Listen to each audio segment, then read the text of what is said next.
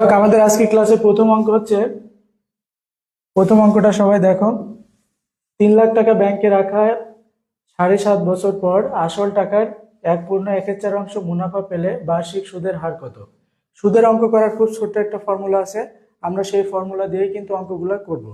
ফর্মুলাটা হচ্ছে I is equal to PRN। I is equal to PRN। এই একটা ফর্মুলা দিয়েই সরল সুদের যত অঙ্ক আছে সব অঙ্ক কিন্তু করা যাবে। এখন কিভাবে করব সেটা একটু দেখি।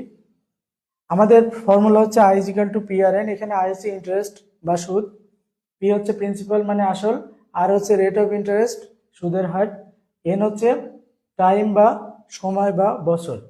এই সবগুলোর জন্য কি কি দেওয়া আছে আর কি বের করতে হবে সেটা একটু আমাদের বুঝে নিতে হবে। আমরা একটু বুঝে নিই। 3 লাখ টাকা ব্যাংকে রাখার 7.5 বছর পর, এই 3 লাখ হচ্ছে P এর মান, 7.5 বছর পর 7.5 এটা হচ্ছে N এর মান। টাকার এত অংশ মুনাফা পেলে বার্ষিক সুদের হার কত? সুদের হার যেটা এটা হচ্ছে আর, তার মানে আমরা বুঝলাম আর এর মান বের করতে হবে। যেখানে পি দেওয়া আছে, এন দেওয়া আছে, পি এন দেওয়া আছে, আইটা ক্লিয়ারলি দেওয়া নেই, সুতরাং আইটা আমাদের বের করে নিতে হবে। আইটা দেওয়া নাই, কিন্তু কি বলা আছে? বলা আছে যে এত বছর পর আসল টাকার 1.14 মুনাফা পেল। এই যে এখান থেকে কিন্তু আমরা আয়টা বের করতে পারবো। তাহলে আয় কিভাবে বের করব?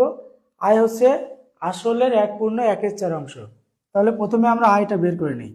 আয় সমান সমান আসলের, আসল কত? 3 লাখ, এর 1.14 অংশ। 1.14 এটাকে যদি আমরা ভাঙি তাহলে কি পাওয়া যায়? 1.14কে যদি আমরা ভাঙি তাহলে দেখো পাওয়া যাবে, এটাকে পূর্ণ ভাঙলে কি পাওয়া যাবে? 1.14কে এটা দিয়ে গুণ করলে 4, 4 আর 1 5, 5 এর 4 কিন্তু হয়। তাহলে একে 5 এর 4 দিয়ে গুণ করলেই হয়ে যাবে। এখন যদি গুণ করি তাহলে কি হবে? 4 দিয়ে কাটাকাটি করি আমরা। 4 প্রথমে দিই, 4 7টা 28, তারপরে 4 5 20, তারপরে 3টা শূন্য। তাহলে কত হলো? 3টা শূন্য, 5 5 25-এর 5, হাতে হলো 2, 5 7টা 35 আর 2 37। তাহলে আয় আমরা পেয়ে গেলাম 3,75,000। এখন দেখো আমাদের আয়টা দেওয়া ছিল না, আমরা আয়টা বের করে নিলাম।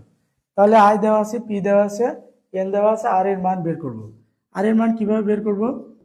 P R N is equal to I, বা R is equal to I by P N. এখানে একটা বিষয় মনে রাখতে হবে, আর এর মান যখনই বের করব তখনই ফর্মুলাকে 100 দিয়ে গুণ করতে হবে। তাহলে এখানে আমরা 100 দিয়ে গুণ করে নিই। এবার মানগুলো বসাই দিলেই কিন্তু অ্যান্সার চলে আসবে। আয়ের মান আমরা কত পেয়েছি? 3,75,000 গুণ 100। পি এর মান আমাদের কত? 3 লাখ টাকা।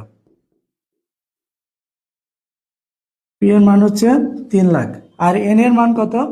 এন এর মান হচ্ছে 7.5 বছর।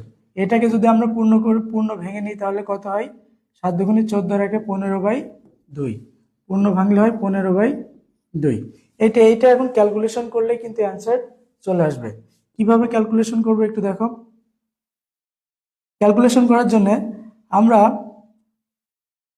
প্রথমেই 3,75,000 ইন্টু 100, আর এখানে 3 লাখের সাথে 15 গুণ, তাহলে আমরা গুণ করে দিই।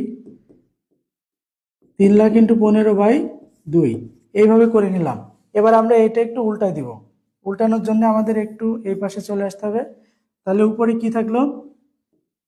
3,75,000 ইন্টু 100, আর এইটা উল্টায় দিলে 2টা উপরে চলে যায়, আর নিচে কি থাকে? 3 লাখ